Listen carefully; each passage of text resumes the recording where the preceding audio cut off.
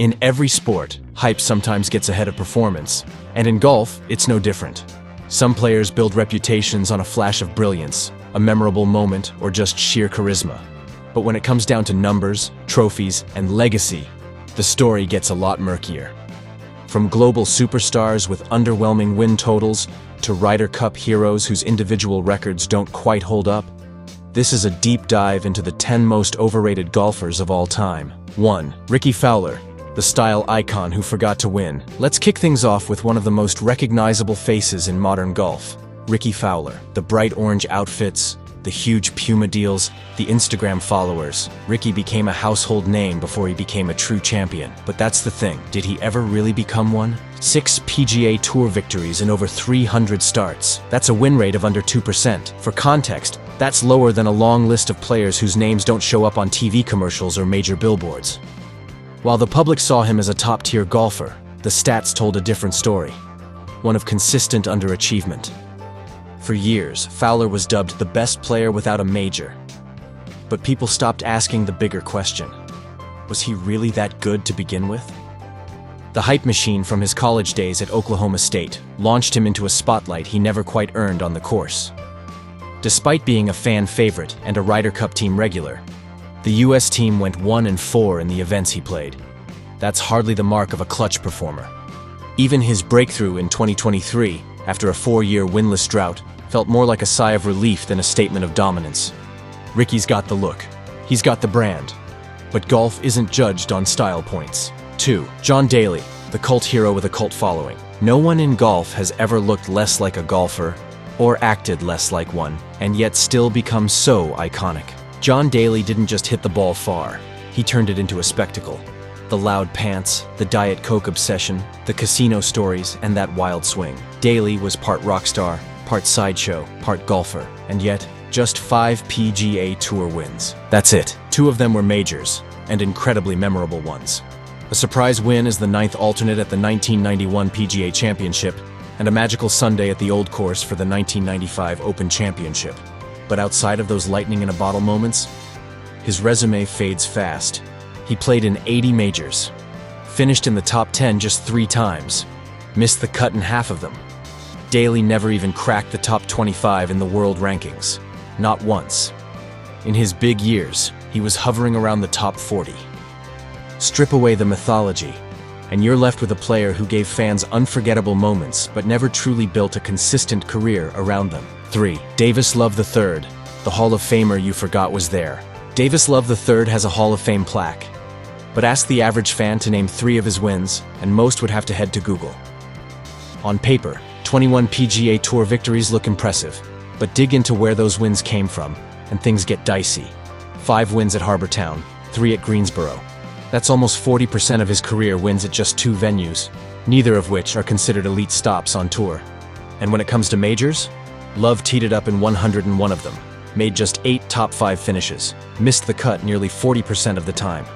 He did win 1 major, the 1997 PGA Championship, and added 2 Players' Championships. But for someone with his longevity and Hall of Fame status, the big stage performances never truly came. Compare his resume to someone like Dustin Johnson, who has fewer wins but more majors, a longer stint as world number 1, and multiple WGC trophies. And the difference in actual greatness becomes clear. Davis Love might be in the Hall of Fame, but his career feels more like a solid B-plus player who simply lasted a long time, not someone who truly dominated. 4. Ian Poulter, Ryder Cup passion, PGA Tour mediocrity. Ian Poulter was never short on emotion. The chest thumping, the celebrations, the Union Jack pants, it all made him a Ryder Cup legend. But in individual golf, the results never matched the bravado. 3 PGA Tour wins in 2 decades, that's the full list. Meanwhile, his peers, guys like Henrik Stenson, Martin Kaymer, and even Luke Donald, racked up majors, time as world number 1, and far more consistent success. Poulter's major record? 0 wins. Just 8 top 10s in over 70 starts. That's worse than players who never even enter conversations about being elite. His Ryder Cup record was outstanding, no question, but Ryder Cup is team golf, and team success can't fully define an individual career. At the end of the day, Poulter built a brand larger than his results, Flashy outfits, social media buzz, and a passion for competition made fans remember him. But the trophy case? That tells a much quieter story. 5. Michelle Wie West, the prodigy who never arrived. Michelle Wie was supposed to be the one. A teenage prodigy who turned pro at 15. She had endorsement deals bigger than most men's tour veterans. People called her Tiger Woods in heels. But what followed was a career that never lived up to the immense expectations. 5 LPGA wins, just one major. That's the full resume. Injuries definitely played a role. Wrist issues and other setbacks disrupted several seasons. But even with that in mind, she never reached that level of dominance that seemed inevitable. While Michelle was in the headlines, her peers were building legacies. Inbee Park racked up 7 majors. Lydia Ko grabbed 2 majors and multiple stints at world number 1.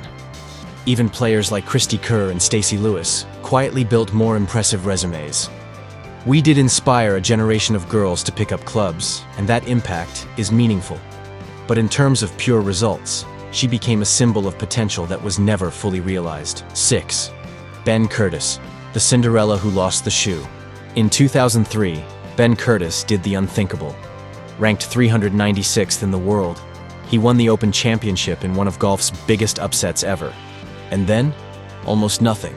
Over the next 15 years, he managed just 3 more PGA Tour victories. His ranking never climbed higher than 24th. By 2008, he had tumbled outside the top 200. His performance in majors after that magical week? Just 2 more top 10 finishes, across dozens of attempts. Curtis is a perfect example of how one incredible week can define a career, but also mask how little came before or after it. It wasn't a story of consistent excellence. It was a fairy tale that ended before the second chapter. 7.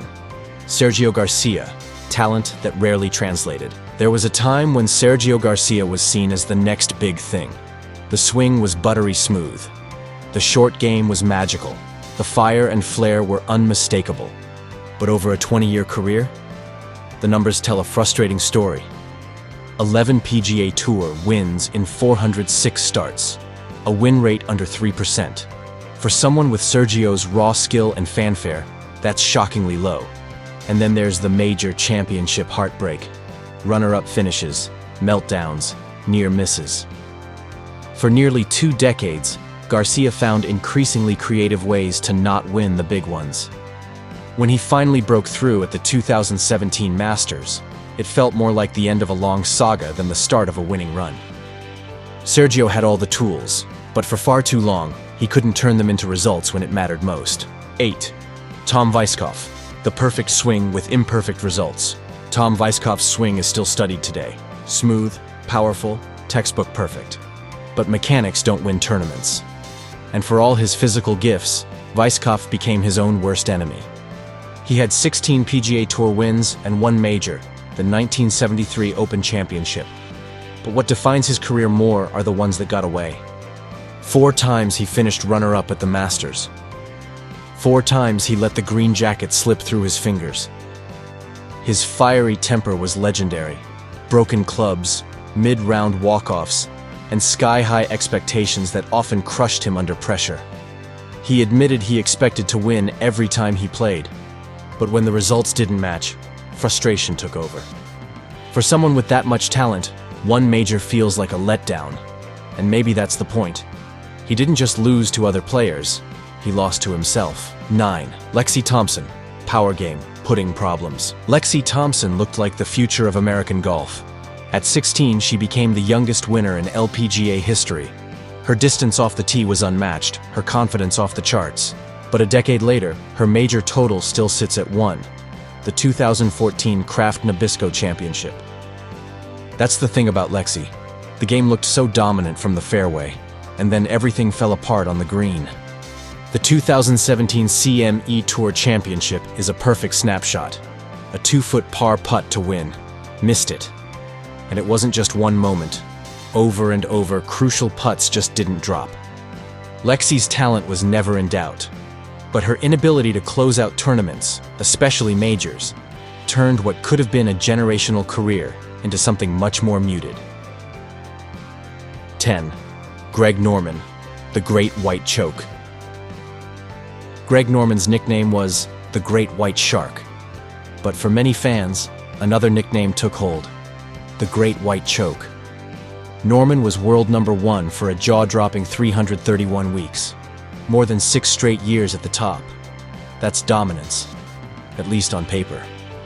But when the majors came around, everything changed. There was the 1986 Masters, a final round 78 that opened the door for Jack Nicklaus's iconic win. The 1996 Masters, a 6-shot Sunday lead that vanished in shocking fashion. Time and time again, Norman was in position to win, and just didn't. 20 top 5 finishes in majors, 2 wins, 31 runner-up finishes on the PGA Tour. It wasn't a lack of talent. Norman had one of the most powerful and intimidating games of his era. But something always seemed to go wrong when it mattered most.